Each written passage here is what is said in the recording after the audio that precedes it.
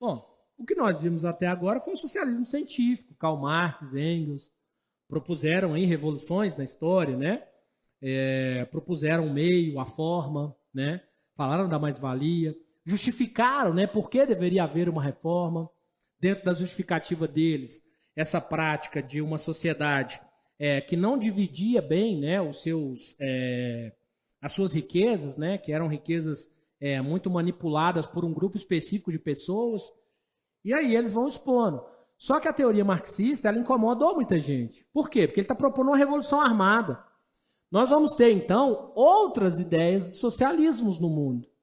Além do socialismo científico, nós vamos ter aqui o socialismo utópico. O socialismo utópico, ele é um socialismo um tanto quanto diferente. Quem vai pensar no socialismo utópico aí é um cara chamado Charles Fourier. Alguém já ouviu falar do Charles Fourier? O Charles Fourier cria até um lugar, gente. Eu acho ótimo o Charles Fourier. Ele cria um trem muito doido. Como assim, professor? O socialismo do Charles Fourier, o socialismo utópico do Charles Fourier, ele tem uma ideia do seguinte: vamos criar um falanstério. Falanstério. Charles Fourier. Vamos escrever, né? Para a gente não esquecer. Charles Fourier. A ideia do Charles Fourier era criar um falanstério. Anderson, o que é isso? Vamos tentar entender. Segundo o Charles Fourier, imagina que isso aqui é o mundo capitalista. O quadrado aqui, sei lá, o retângulo. Mundo capitalista.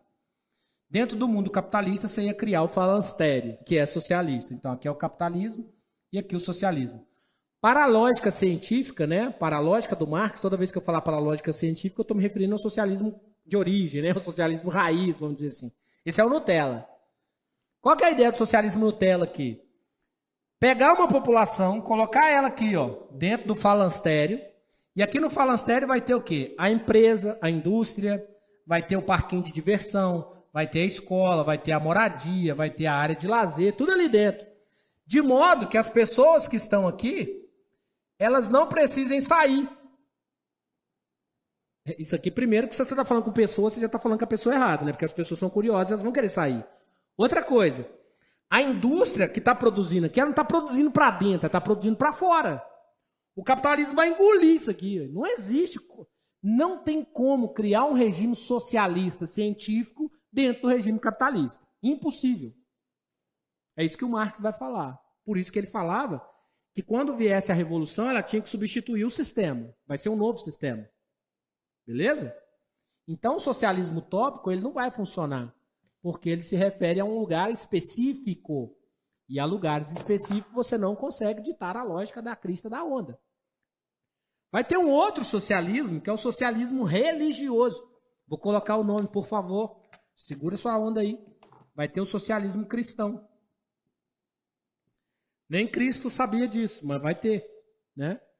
Quem vai criar isso? Quem sempre criou as coisas no mundo cristão, a igreja, gente. Jesus deixou lá a Bíblia, vamos pensar nisso. Tem lá a Bíblia, tem lá o Novo Testamento. Se você quer saber o que Jesus fez, vai lá ler a Bíblia. A igreja fez muito mais coisa que Jesus, no nome de Jesus. E é por isso que Jesus fala na Bíblia que maldito aquele que usar meu nome sem um pouquinho de ter alguma coisinha, né? Eu tenho medo que vai acontecer com as pessoas depois que Jesus voltar. Seguindo a lógica da ressuscitação, né? Seguindo a lógica do retorno de Jesus. Ele vai criar o socialismo cristão.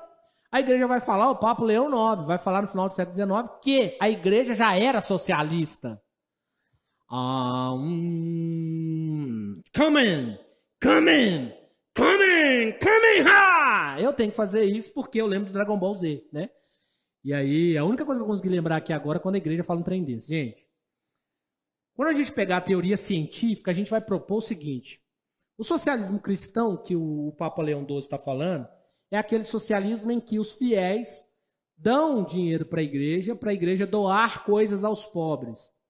Doar coisas aos pobres não faz o pobre sair da sua condição de pobre. Entendeu, né? Entendeu? Quando a gente doa um prato de comida para alguém, gente, a gente está matando a fome temporal daquela pessoa. Ela vai ter fome amanhã de novo. Não estou falando que não tem que dar, tá? Pelo amor de Deus. A gente tem que ajudar mesmo as pessoas. E que bom que as pessoas ajudam as pessoas. Mas você mudar a realidade de alguém não é você dar comida para ela. Além da comida, você tem que dar para ela o estudo. Além da comida e do estudo, você tem que dar para ela moradia. Além disso, você tem que dar as condições necessárias para ela sair do lugar que ela se encontra. Dar só a comida não vai resolver o problema. E aí algumas pessoas agora vão me devorar com os olhos, vão querer me matar, mas não tem problema. Isso acontece muitas vezes. Sabe o Lula? Lá vem ele defender o Lula. Não vou defender. Política educacional que aconteceu no governo do Lula e da Dilma. Você dá o ProUni. A gente falou disso na aula passada. O ProUni dá a condição da pessoa sair da condição de que ela nunca poderia fazer o ensino superior. Mesmo que depois ela vire as costas para a sua realidade anterior, porque é o que mais acontece. Depois que ela sai da favela, é tipo a favela saiu dela também. A Globo fez até uma novela com crítica a isso, né? A Globo fez crítica a isso. Meu Deus do céu, que mundo nós estamos. Mas enfim, mesmo que depois ela não valorize, ela não queira tirar outras pessoas desse lugar, ela saiu desse lugar. Então você deu condições para ela ser uma outra vibe, uma outra pessoa, e não só ela. Vou dar o meu exemplo. Eu fui o primeiro de 7 filhos de mãe e de 4 filhos por parte de pai. Então eu tenho esse monte de irmão aí. A fazer faculdade. A formar no nível superior. Todos os outros meus irmãos acharam mó legal a formatura e quiseram fazer formatura também. Só que tem que passar na faculdade. Então eu quebrei uma lógica. Entende? Isso agora é por opção dos meus filhos. Eles vão fazer ou se eles querem ou se eles não querem. Mas não é uma obrigação deles serem o que o pai deles era, no sentido assim. Porque era assim que acontecia no Brasil. Se a sua mãe era dona de casa ou empregada doméstica, você vai ser empregada doméstica no futuro. Se o seu pai era pedreiro, você vai ser pedreiro. Gente, não tem nada contra ser doméstico. Não tem nada contra ser pedreiro. Só que o sistema tem. O sistema não valoriza isso. Não é eu, é o sistema. O sistema paga pouco para a empregada doméstica. O sistema paga pouco para quem é trabalhador braçal. Não sou eu, não, é o sistema.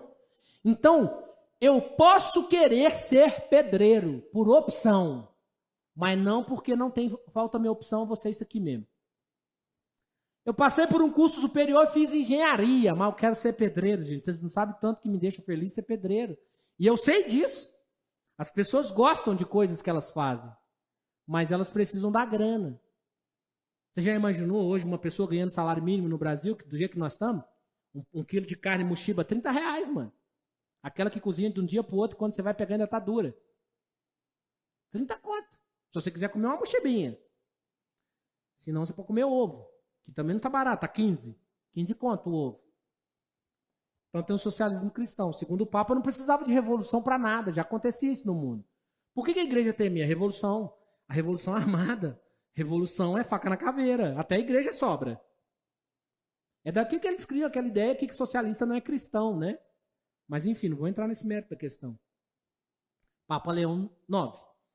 E tem um outro socialismo, e esse vocês precisam muito no vestibular, tá?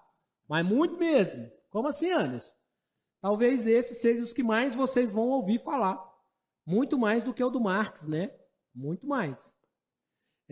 Só lembrando a vocês que nós comercializamos com a China em pleno século XXI no governo Bolsonaro, tá? Por que você está falando isso? Porque eles acham que comercializar com a China é comunismo.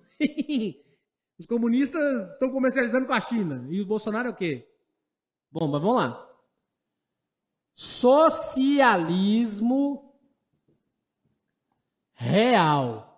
Esse é o último. O que é isso, Anderson? Socialismo real é o que aconteceu em Cuba. Socialismo real é o que aconteceu na Rússia. Socialismo real é o que acontece na China. É o que acontece na Coreia do Norte. Como assim, Anderson? Toda vez que você for falar desses lugares, você vai falar socialismo real russo. Socialismo real cubano. O que quer dizer o real? Aconteceu. Ou acontece dessa forma. Quem deu esse nome foi um camarada chamado Eric Hobsbawm. Ele fala que isso vai ajudar a gente a resolver o problema do marxismo. Porque eu não posso falar que a Rússia é marxista.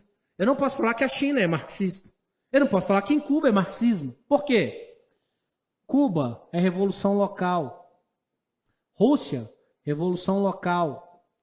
China, local. Coreia do Norte, local. Então, do jeito que acontece na Coreia do Norte, isso acontece aonde? Na Coreia do Norte. Do jeito que acontece na China, isso acontece aonde? Na China. Agora, a China tem uma incógnita aqui. Eu acho que a China é o dragão que vai acordar e vai dominar o mundo capitalista, não o socialista, tá? É uma incógnita. Mas a China se declarar socialista, para ela é bom por causa das questões trabalhistas. Ela usufrui do seu trabalhador e muito.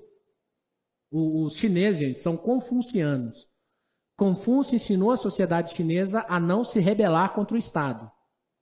Então eles aceitam o Estado porque eles aceitam que o Estado acha que é o que é melhor para eles. Diferente de Hong Kong.